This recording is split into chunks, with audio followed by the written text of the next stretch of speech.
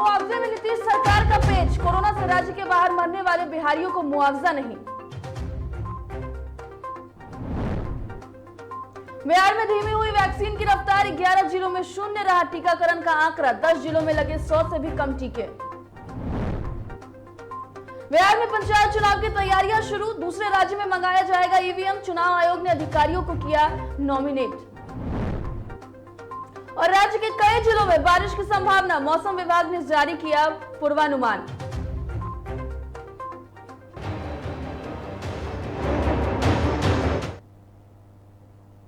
नमस्कार, डीटीवी भारत में आपका स्वागत है। मैं हूं पूजा वर्मा। शुरुआत करते हैं खबरों की। कोरोना से हुई मौत के मामले में सरकार की तरफ से दी जाने वाली आर्थिक मदद को लेकर अब आपदा प्रबंधन विभाग ने स्थिति स्पष्ट की है।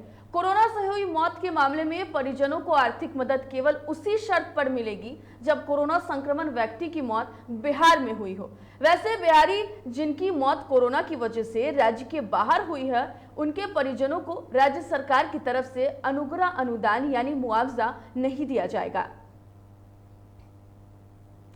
तो मुआवजे को लेकर के जिस तरीके से पहले सरकार ने ये वादा किया था कि मुआवजे सबको मिलेगी, तो अब इसमें एक नई बात निकलकर सामने ये आ रही है कि जो बिहार के बाहर जिन लोगों की कोरोना से मौत होती है, बिहार सरकार उनको मुआवजे की राशि नहीं देगी और राज्य में कोरोना से मौत पर जो लोग यहाँ मरेंगे बिहार के अंदर जिनकी मृत्यु होती है कोरोना की वजह से, सरकार सिर्फ और सिर्फ उन्हें ही मुआवजा देगी।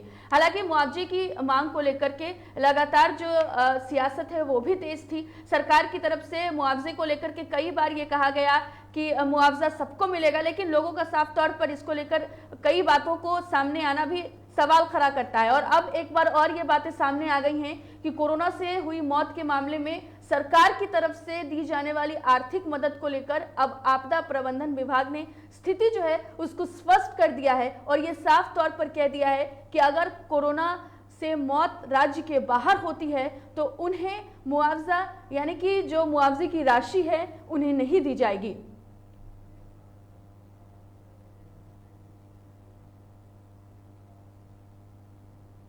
हमारे साथ ज्यादा जानकारी के लिए फोन लाइन पर हमारे संपादक राजेश जुड़े हुए हैं। राजेश, आपसे जानना चाहेंगे कि सरकार ने अब साफ मना कर दिया है कि अगर बिहारियों की मौत अलग राज्य में होती है तो उन्हें जो कोरोना का मुआवजा है नहीं दिया जाएगा।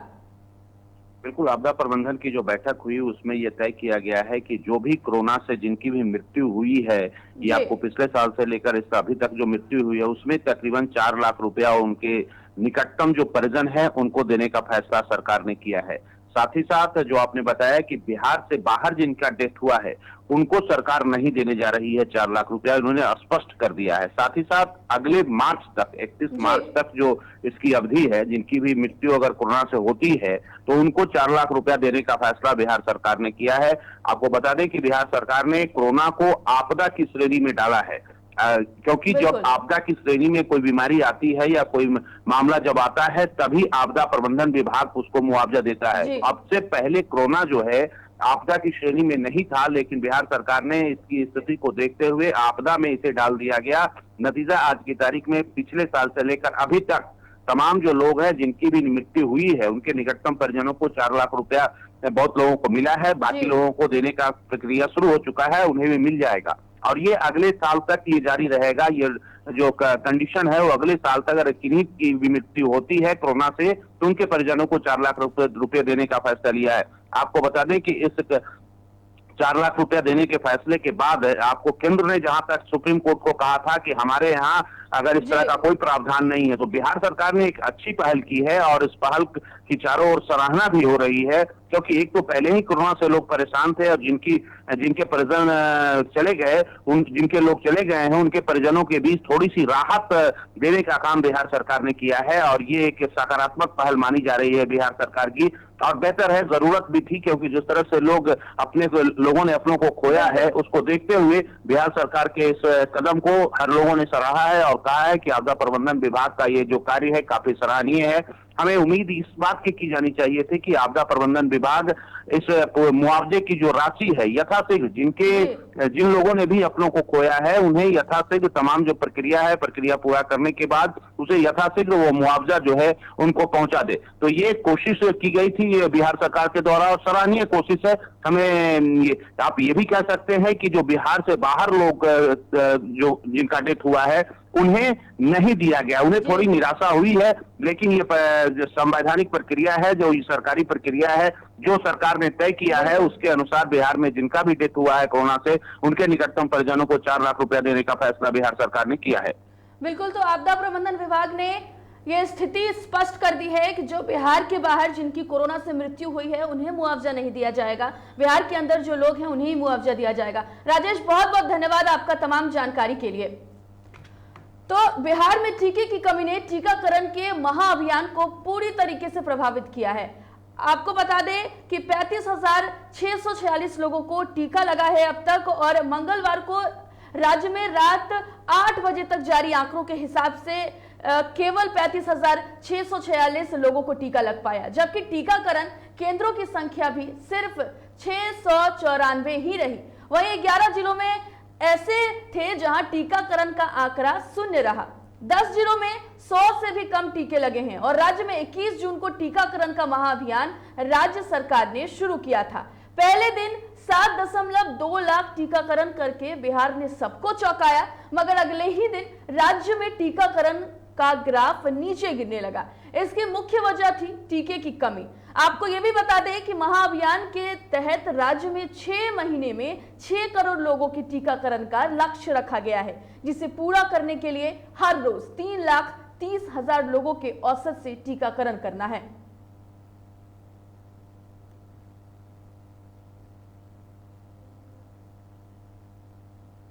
राज्य में कोरोना के मामलों में गिरावट लगातार जारी है। आंकड़ों पर नजर डालें तो पिछले 24 घंटों में राज्य में कुल 190 नए संक्रमितों की पहचान हुई, तो वहीं राजधानी पटना में सबसे ज्यादा 38 नए मामले पाए गए। आपको बता दें कि राज्य में कोरोना के कुल 1,831 मामले सक्रिय हैं। फिलहाल सूबे में रिकवरी रेट 98% के पार है।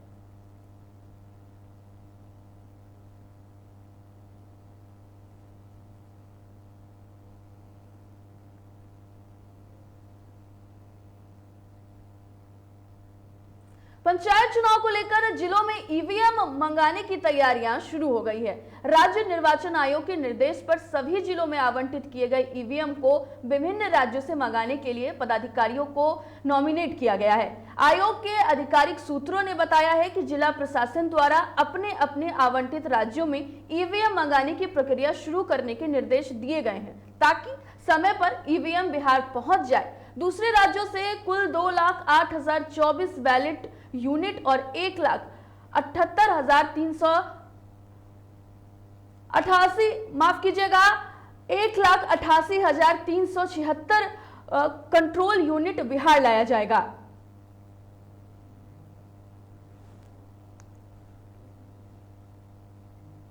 तो हमारे साथ फोन लाइन पर ज्यादा जानकारी के लिए निर्भय जुड़ गए हैं। निर्भय, आपसे जानना चाहेंगे कि जिस तरीके से अब ये साफ होने लगा है कि बिहार में पंचायत चुनाव करीब है और इसकी तैयारियां जो हैं वो लगातार की जा रही हैं। बिल्कुल पूजा, देखा जाए तो साफ तौर पर चुनाव आयोग जो है वो अब सक्रिय हो चुका है, क्योंकि चुनाव चलता हुआ जिस तरीके से समस्याएं आती गई, चाहे वो ईवीएम को लेकर के शुरुआत में राज्य निर्वाचन आयोग और केंद्र निर्वाचन आयोग की लड़ाई हो, या फिर उसके बाद कोरोना काल और अब तरीके की स्थितियां हैं साफ तौर पर।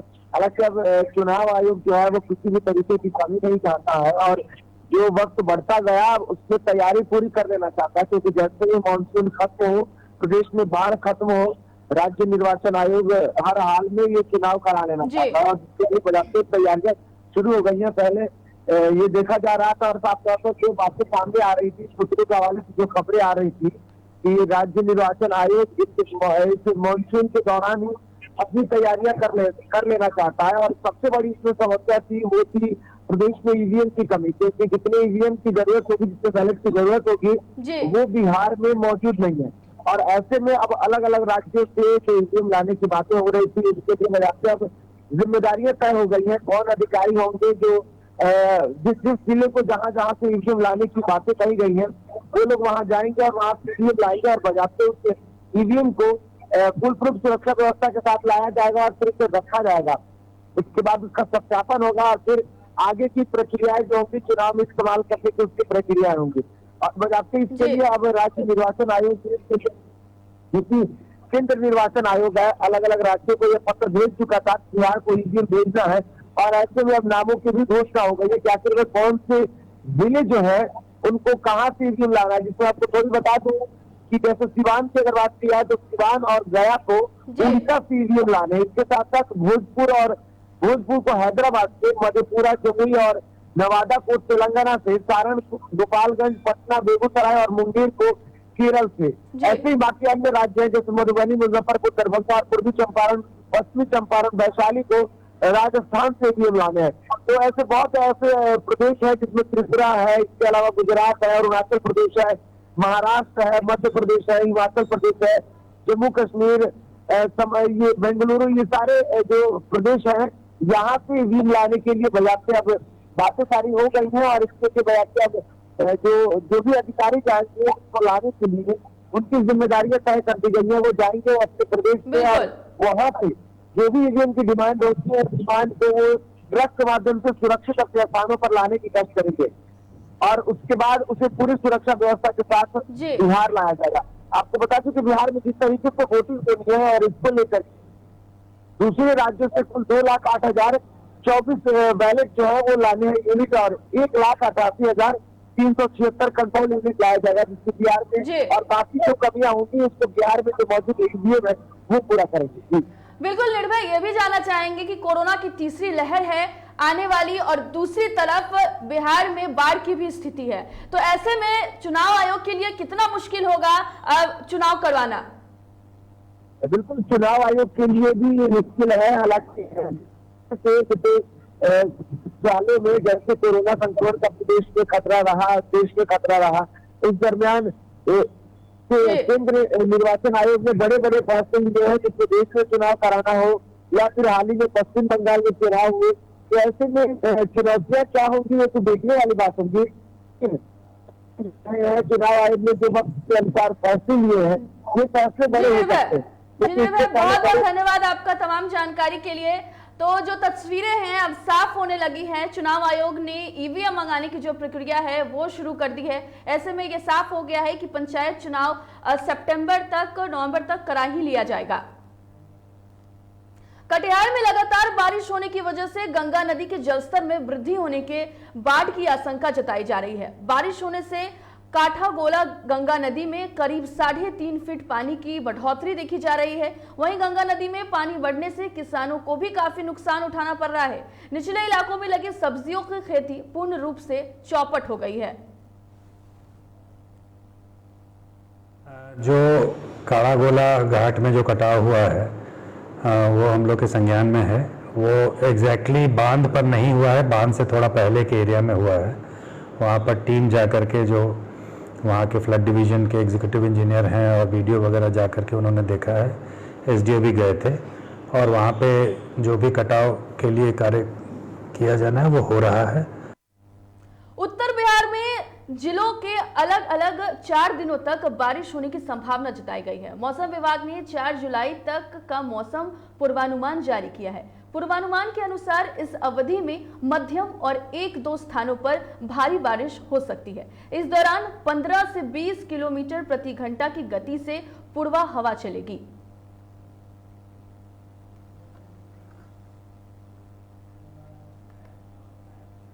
फिलहाल वक्त हो चला एक ब्रेक का, बने रहे हमारे साथ।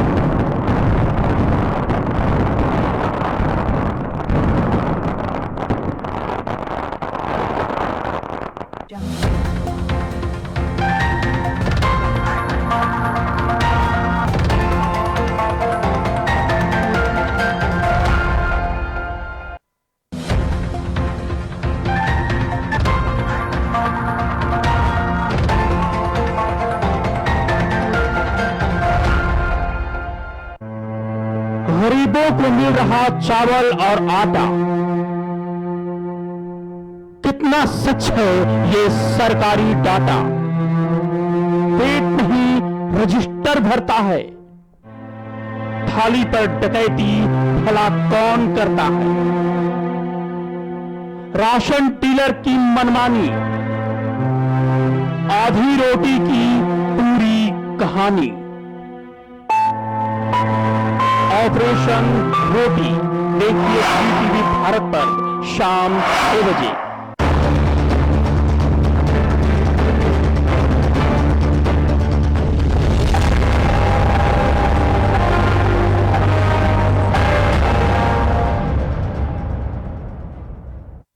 ब्रेक के बाद स्वागत है, बढ़ते हैं खबरों की ओर। मुंगेर में गुटखा का पैसा मांगने पर अपराधियों ने एक दुकानदार की जमकर पिटाई कर दी।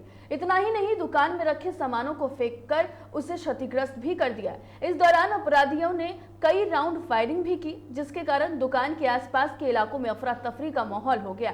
इधर घटना की सूचना मिलते ही मौके पर पुलिस पहुंची, लेकिन तब तक अपराधी वहां से फरार हो गए थे।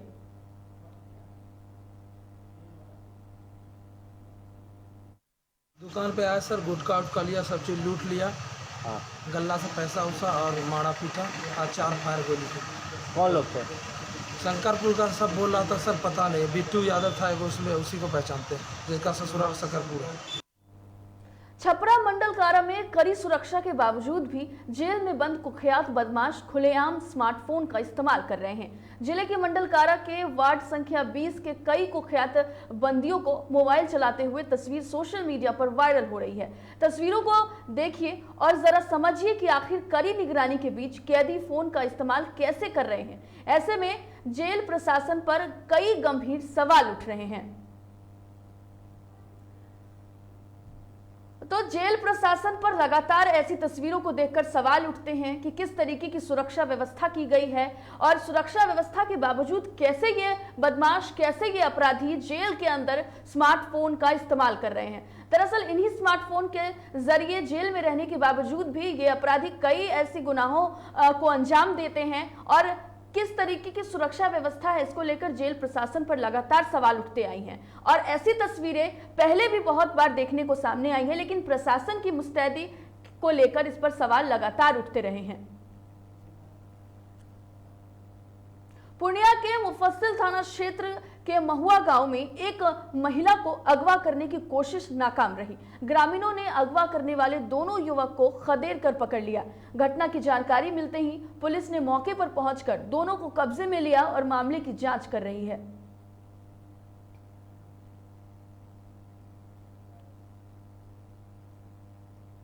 बेगूसराय में मंगलवार को अलग अलग थानों की पुलिस ने 200 कार्टन विदेशी शराब बरामद किया, साथ ही 2 पिकअप वाहन को भी जब्त किया है। यही नहीं, पुलिस ने 2 कारोबारियों को भी गिरफ्तार करने में सफलता पाई है।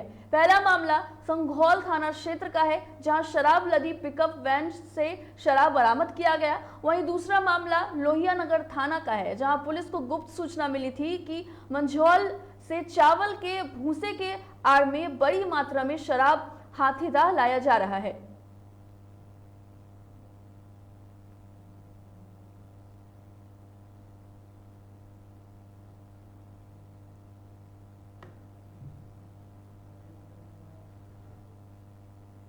गया के बोधगया में विश्व धरोहर महाबोधि मंदिर की सुरक्षा व्यवस्था का जायजा लेने गया के बाद सिटी एसपी राकेश कुमार ने आदेश दिए। इस दौरान उन्होंने विभिन्न अधिकारियों को आदेश दिया कि महाबोधि मंदिर में जितने भी जवान रह रहे हैं और जिन्हें मंदिर के सुरक्षा की जिम्मेदारी दी गई है, सभी की जांच के बाद भी मंदिर में प्रवेश करने की अनुमति हो। साथ ही अचानक किए गए निरीक्षण के दौरान बीटीएमसी के पास स्कैनर मशीन लगाया गया था, जो लॉकडाउन के कारण बंद कर दिया गया था, उसे शुरू कराया। निरीक्षण है मेरे द्वारा किया गया है, जो कि टेम्पल से बोधगया टेम्पल सिक्योरिटी है, यहाँ पर हम लोगों ने फोर्स डिप्लॉय किया है और जो फोर्स की तैयारी, हमारे फोर्सेज वगैरह किस प्रकार से तैयारी है। बीटीएमसी के द्वारा यहाँ पर लगेज स्कैनर भी लगाया गया है, तो उसको भी जांच की गई है कि ठीक सुचारू रूप से काम कर रहा है कि नहीं कर रहा है। देखा गया है सुचारू रूप से काम कर रहा है, नई मशीन लगी है। और साथ ही जितने भी हमारे जवान हैं कई सारे पोस्ट पर हैं, ये लोग कितने अलर्ट हैं और किस प्रकार से चेकिंग कर रहे हैं, इसके भी औचक निरीक्षण किया गया है।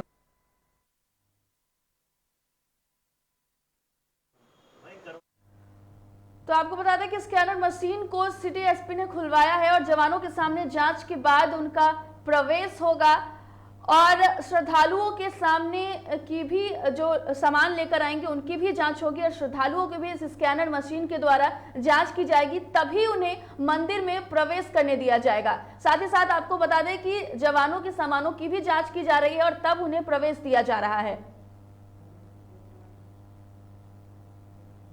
मुंगेर एसपी ने रात्रि में शहर का हाल और पुलिस गश्ती की स्थिति के साथ साथ थानों में पुलिस की मुस्तैदी चेक करने के लिए देर रात अपने दलबल के साथ गश्ती करने पैदल निकल पड़े, जहां एसपी के द्वारा शहर के विभिन्न चौक चौराहों का जायजा लिया गया। साथ ही शहर के थानों के अंदर का भी हाल लिया गया और ड्यूटी पे तैनात पदाधिकारियों से पूछताछ भी की गई।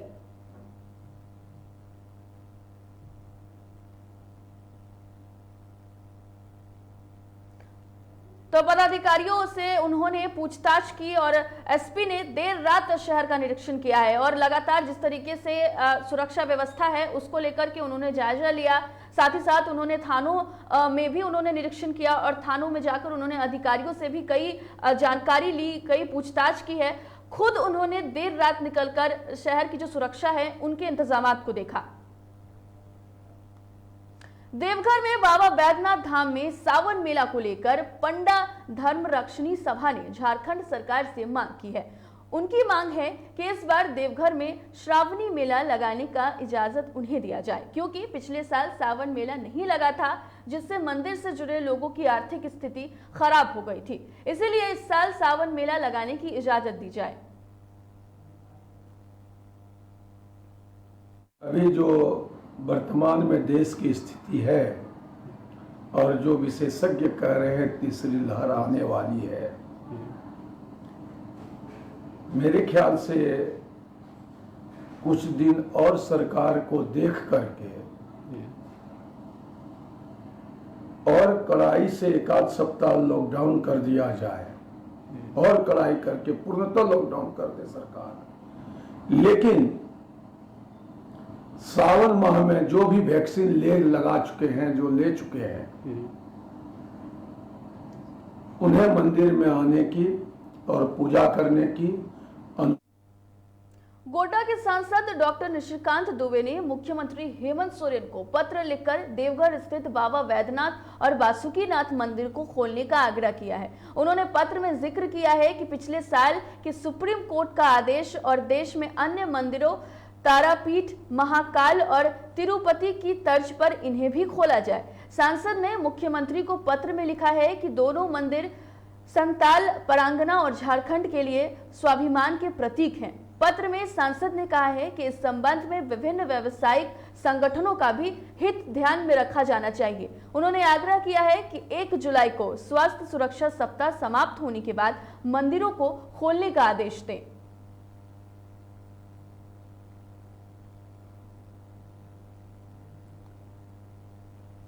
तो बैद्यनाथ धाम मंदिर खोलने को लेकर के आपको बता दें कि निशिकांत दुबे ने सीएम सोरेन को पत्र लिखा है और उन्होंने ये आग्रह किया है कि सावन महीने में जो मंदिर हैं उनको लेकर के खोला जाए। और जिस तरीके से लगातार कोरोना काल में मंदिरों को बंद किया गया था लोगों की सुरक्षा को देखते हुए, अब लगातार इसको लेकर के जो निशिकांत दुबे हैं वो लोगों से अपील कर रहे हैं।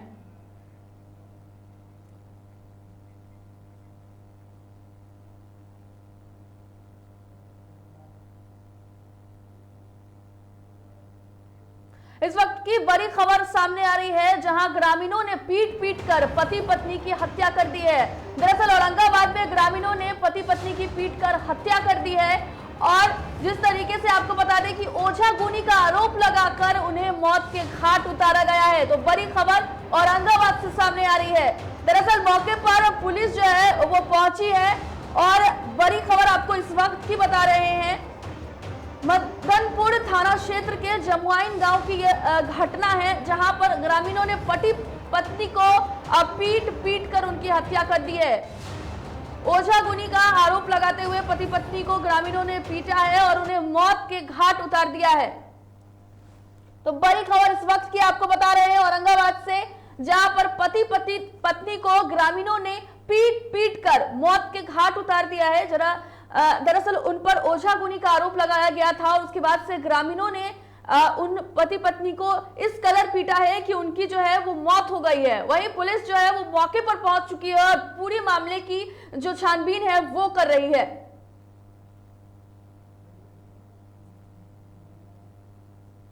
तो बड़ी खबर आपको बता रहे हैं इस वक्त जो औरंगाबाद से सामने आ रही है, जहां ग्रामीणों ने पति पत्नी की पीट पीट कर हत्या कर दी है।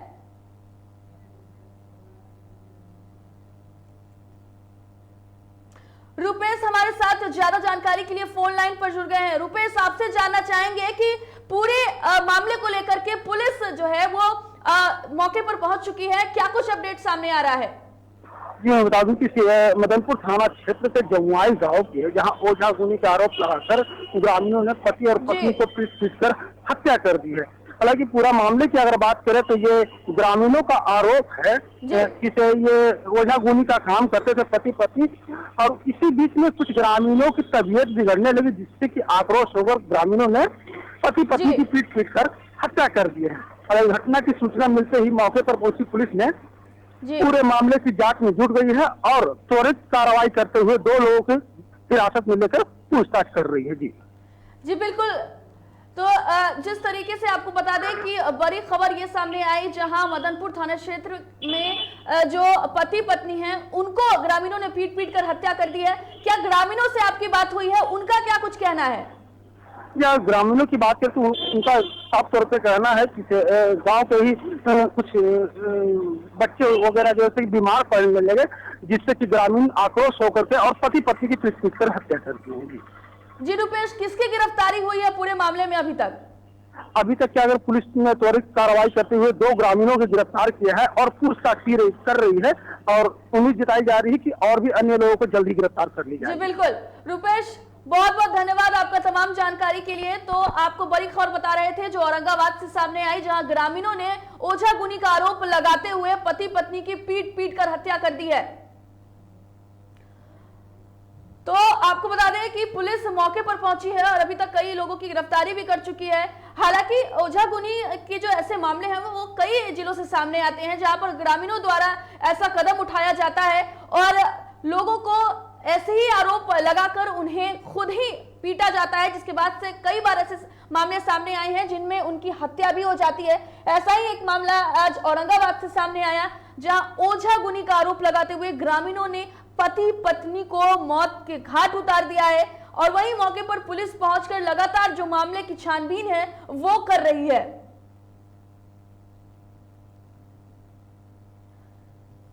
तो ग्रामीणों ने पीट पीट कर पति पत्नी की हत्या कर दी है। जिस तरीके से हमारे सहयोगी ने बताया है कि पुलिस अभी लगातार इसको लेकर के कार्रवाई कर रही है। ये है जमुआइन गांव है, मदनपुर थाना अंतर्गत। यहीं पे एक फकीरा भुइयाँ है और उनकी पत्नी पनवा देवी, तो दोनों की गांव के कुछ लोगों के द्वारा ही हत्या कर दी गई है। कारण वही बता रहा है लोग कि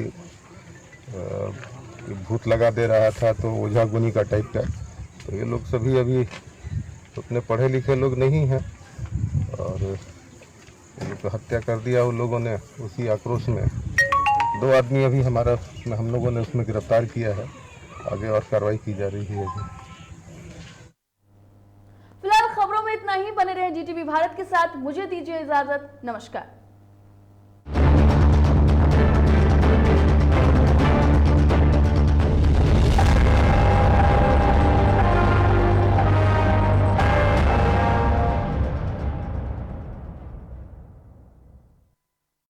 नमस्कार, मेरा नाम है सौरभ सफारी